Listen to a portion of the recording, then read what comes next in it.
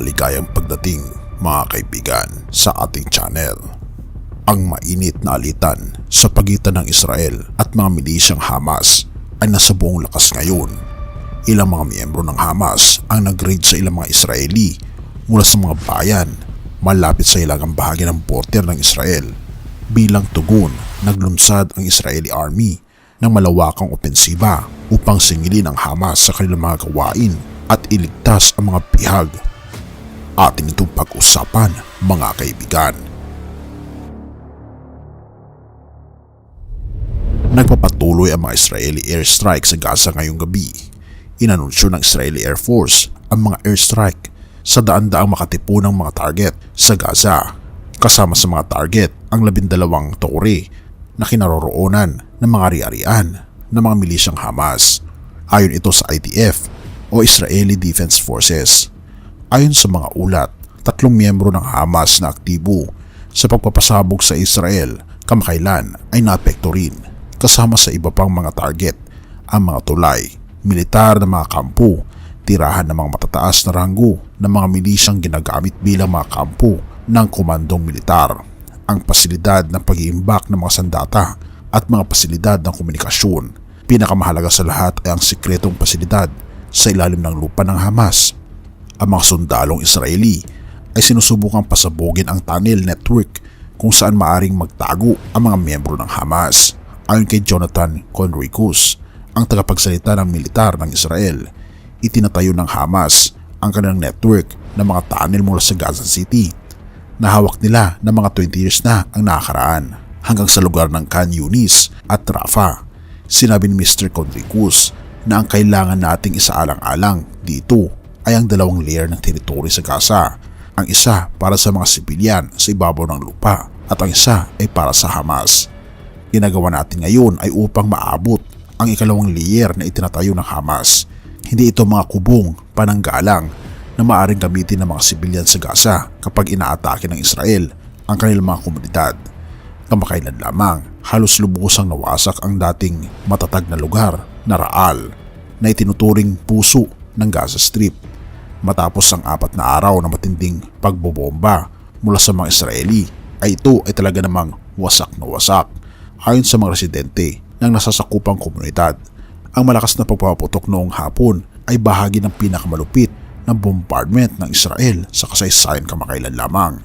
Sinumpa ng Israeli Defense Minister na si Yoav Gallant na maglunsad sila ng ground assault sa Gaza na kasalukuyang lugmok ngayon sa ilalim ng mga bomba ng Israel.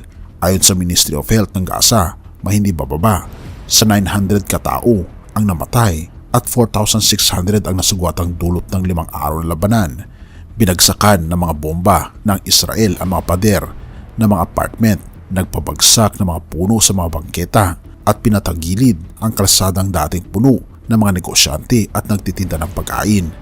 Ang teroristang giyera na ito na sinumula ng Hamas ay sa kasamaang palad ay naging isang malupit na kalamidad. Dagdag pa, mula nang mag-umpisa ang giyera, ang Israel ay laging nasa panganib ng pag-alitan mula sa maraming dako.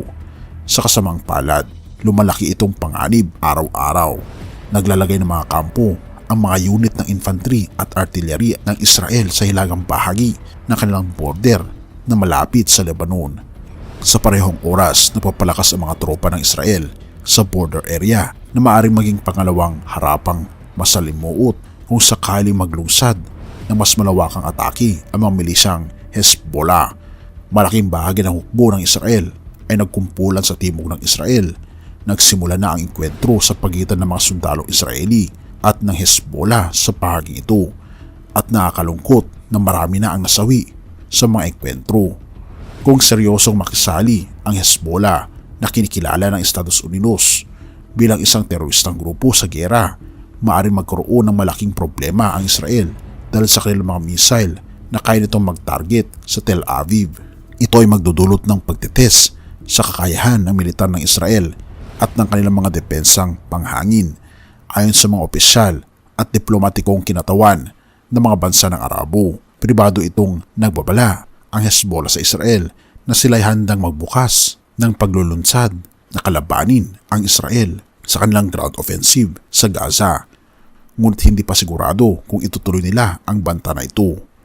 At tunay nga mga kaibigan, kahindik-hindik ngayon ang nangyayari sa bansang Israel. At nais ng ating mga kaibigan doon, lalong higit ang mga Kristiyanong kababayan natin na patuloy nating ipanalangin ang digmaan ng Hamas laban sa mga Israeli na nawa ay matapos na ito sapagkat habang tumatagal ito ay marami ang mga buhay na nawawala. Mateo 11 verse 28-30. Lumapit kayo sa akin, kayong lahat na nahihirapan at lubhang nabibigatan sa inyong pasanin, at kayo bibigyan ko ng kapahingahan. Pasanin ninyo ang aking pamatok at matuto kayo sa akin, sapagkat ako'y maamo at may mababang loob. Makakatagpo kayo sa akin ng kapahingahan, sapagkat madaling dalhin ang aking pamatok at magaan ang pasaning ibibigay ko sa inyo. Tunay nga mga kaibigan, na ang mga pagsubok ngayon na nangyayari sa bansang Israel ay talaga namang nagbibigay ito ng stress hindi lamang sa bansang Israel kundi pati na rin sa buong mundo. Kaya naman nais ng ating Panginoon na sundin natin siya, na pasanin natin ang pamatok ng ating Panginoong Diyos. Ibig sabihin tayo ay magpasakop sa Kanya upang sa ganun ay tayo ay magkaroon ng kapahingahan sa pamagitan niya.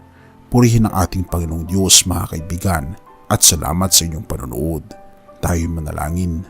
Ama naming banal, makapangyarihan naming Diyos, kami po'y lubos na nagpapasalamat sa inyo pong patuloy na pag-aalaga sa amin.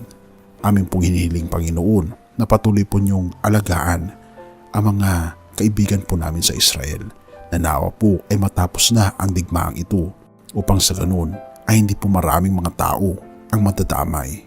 Nawa Panginoon, kayo na po ang bahala sa kanila. Salamat Panginoon sa patuloy na pag-aalaga niyo sa amin, at salamat Panginoon sa pamatok na inyo pong ibibigay sa amin upang kami po ay magkaroon ng kapahingahan. Purihin ka o aming Panginoong Diyos at patawarin po kami sa lahat ng aming pagkukulang at pagkakasala, pagkat ito aming samutiling sa matamis na pangalan ng aming Panginoon Jesus. Amen.